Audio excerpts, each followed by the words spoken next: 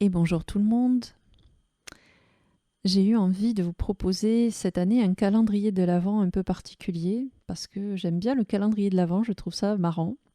Et du coup, l'idée m'est venue de vous proposer tous les jours une petite lecture d'un extrait d'un livre que j'aime bien. Alors ça va être des réflexions, ça va être peut-être des romans, ça va être peut-être de la poésie. J'en sais rien encore, ça vient au fur et à mesure. En tout cas, j'espère que déjà, ça vous fera découvrir peut-être des livres et puis aussi que ça va vous apporter peut-être des prises de conscience, des questionnements ou des sourires, de la bonne humeur. Voilà, j'espère que ça servira à ça.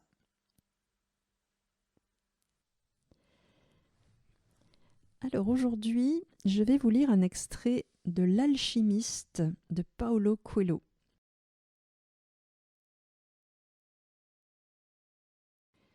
Le vieillard feuilleta le livre et s'amusa à en lire une page.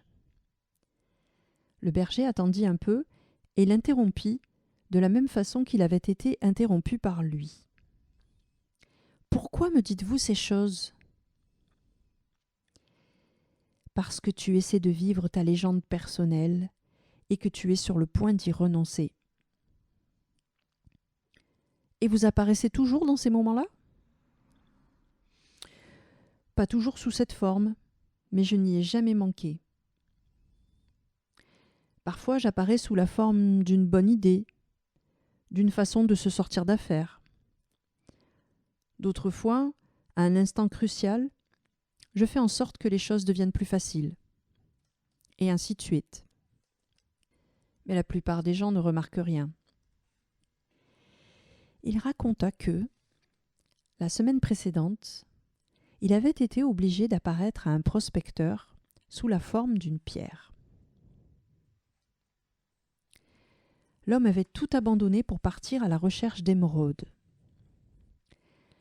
5 années durant, il avait travaillé le long d'une rivière et avait cassé 999 999 pierres pour tenter de trouver une émeraude. À ce moment-là, il pensa renoncer. Il ne manquait alors qu'une pierre, une seule pierre, pour qu'il découvrît son émeraude. Comme c'était un homme qui avait misé sur sa légende personnelle, le vieillard décida d'intervenir. Il se métamorphosa en une pierre qui roula aux pieds du prospecteur. Sous le coup de la colère, celui-ci, se sentant frustré par les 5 années perdues, lança cette pierre au loin. Mais il la jeta avec une telle violence qu'elle alla frapper une autre pierre qui se brisa, révélant la plus belle émeraude du monde. « Les gens apprennent très tôt leur raison de vivre, » dit le vieillard, avec, dans les yeux, une certaine amertume. C'est peut-être pour cette raison même qu'ils renoncent aussi très tôt. Mais ainsi va le monde. Le jeune homme se souvint alors que la conversation avait eu pour point de départ le trésor caché. Les trésors sont déterrés par le torrent qui coule et enterrés par cette même montée des eaux, dit le vieillard. Si tu veux en savoir davantage sur ton trésor, tu devras me céder 1/10 de ton troupeau. 1/10 du trésor ne fera pas l'affaire ?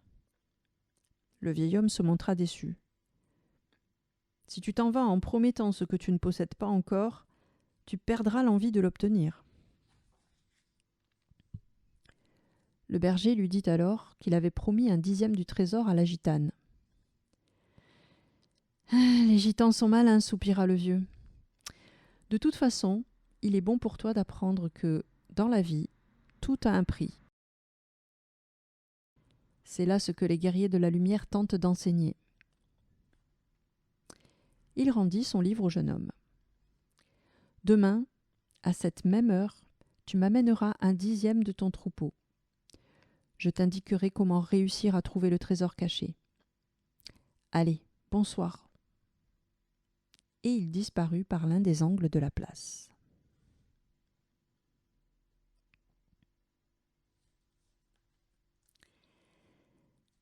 Et voilà les amis, je vous remercie d'avoir écouté ce texte, j'espère qu'il vous a plu. Et vous, quelle est votre légende personnelle ? Et avez-vous déjà croisé ce vieillard sous une forme ou une autre ? Voilà, les questions du jour. Encore merci d'avoir écouté et puis je vous dis comme d'habitude à demain pour une nouvelle lecture. Ciao ciao, belle journée.